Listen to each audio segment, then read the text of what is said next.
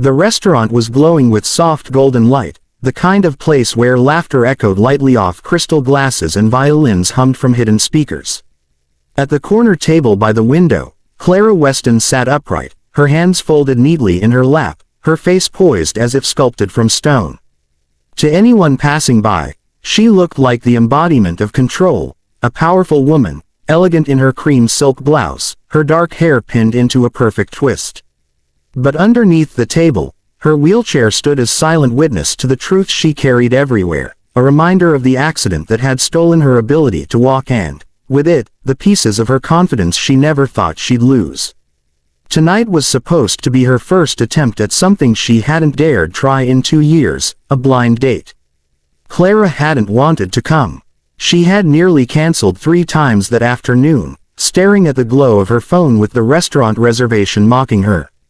A CEO who had faced boardrooms of hostile investors and clawed her way to the top of the tech industry, she now sat trembling at the thought of sitting across from a stranger who might see her not as Clara Weston, visionary and leader, but as Clara, the broken woman in a chair. But her best friend Lydia had insisted, reminding her that life was more than work and more than grief, that she deserved to feel alive again. So Clara had agreed, reluctantly, and now sat waiting, her heart pounding in rhythm with the clock ticking on the wall. Every time the door opened, she looked up, expecting to see a polished man in a suit, the kind Lydia had described. But 15 minutes passed, then 30, and the chair across from her remained empty. The wine she had ordered tasted bitter on her tongue, not from its flavor but from the sharpness of humiliation. People glanced at her table occasionally, some with sympathy, others with indifference, and Clara's chest tightened with each passing second. She was ready to call for the check, ready to roll away quietly into the night, when the door swung open again, and in walked a man who didn't look like he belonged in this gleaming place at all. His boots were worn, his jeans had grease stains, and his shirt clung to arms that bore the marks of years of work rather than gym vanity. He looked around awkwardly, his eyes sweeping the room as if searching for someone he wasn't sure would want to see him. Clara blinked. Surely not. Surely this wasn't. But then his eyes met hers, and he smiled, a warm, lopsided grin that felt disarmingly genuine. He walked over, hesitated a fraction of a second as he glanced at the chair, then sat down across from her without a flicker of discomfort. "You must be Clara," he said, his voice deep, steady, carrying a hint of laughter. "I'm Jake." Clara stared at him. Lydia had not mentioned anything about Jake being a mechanic, about grease-stained boots or a shirt rolled up over strong forearms. Lydia had only said he was kind, trustworthy, and worth meeting. And here he was, smiling at her as though her wheelchair didn't define the entire room. The conversation began awkwardly, Clara cautious, Jake cheerfully filling the silence with stories of fixing cars, of helping an old woman who refused to give up her 20-year-old truck, of his little sister who thought he could repair anything from a toaster to a broken heart. Clara listened, her own words scarce at first.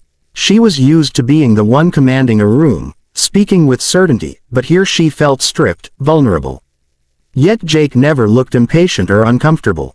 He leaned forward when she spoke, asked her questions about her work with genuine curiosity, not the rehearsed politeness she usually endured. Slowly, she felt her guard soften. But the night was not without its sting. When the waiter brought dessert, a careless glance lingered on Clara's chair, then shifted to Jake as though questioning his choice of company. Clara felt the old familiar burn of shame rising, but Jake noticed. Without missing a beat, he lifted his fork dramatically and said, "This is the best cheesecake I've ever had. Tell me, how is it possible you run a company and still manage to pick restaurants this perfect?" He said it loud enough for the waiter to hear, and Clara couldn't help the laugh that broke free, a sound she hadn't realized she'd missed so much. That night ended with a promise to meet again, and against all odds, Clara found herself looking forward to it. The days that followed were a slow unfolding of something Clara never thought she'd allow herself again. Jake would pick her up in his old truck, its seat patched with duct tape, the radio tuned to classic rock that he'd sing along to unabashedly. At first, Clara worried about how she looked, whether the polished world she came from could ever fit with his. But Jake had a way of making the world feel less divided. He treated her chair not as a burden but as an extension of her, sometimes teasing lightly, "Bet you've got better wheels than my truck," and always with respect. Still, challenges came. Clara's company demanded her energy, and board members often whispered that her accident had made her unfit to lead. She carried the weight of proving them wrong every single day, fighting battles in glass-walled offices where she couldn't afford to show weakness. Jake, on the other hand, lived in a world where success was measured in engines repaired and neighbors helped. Their lives couldn't have been more different, and sometimes that difference pressed hard against them. Clara would return from 12-hour days exhausted, too tired to talk, while Jake's evenings were filled with family dinners and laughter she longed for but felt she couldn't give. One night, after a particularly brutal meeting where investors had questioned her ability to carry the vision forward, Clara snapped. Sitting across from Jake in his modest apartment, she let the words tumble out, raw and jagged. "You don't understand, Jake. You get to fix things with your hands, and they work again. My life isn't like that. My body isn't like that. I can't fix what's broken, and I can't keep pretending that everyone doesn't see me as less than I was." Jake didn't speak right away. He walked over, crouched down in front of her chair, and took her hands in his, grease still faint under his nails.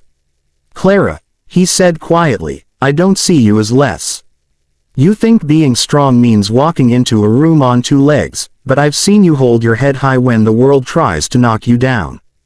That's strength I couldn't dream of.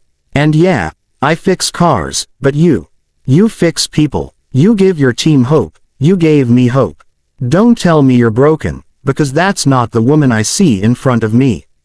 Tears blurred her vision, but for the first time in 2 years, Clara let them fall without shame.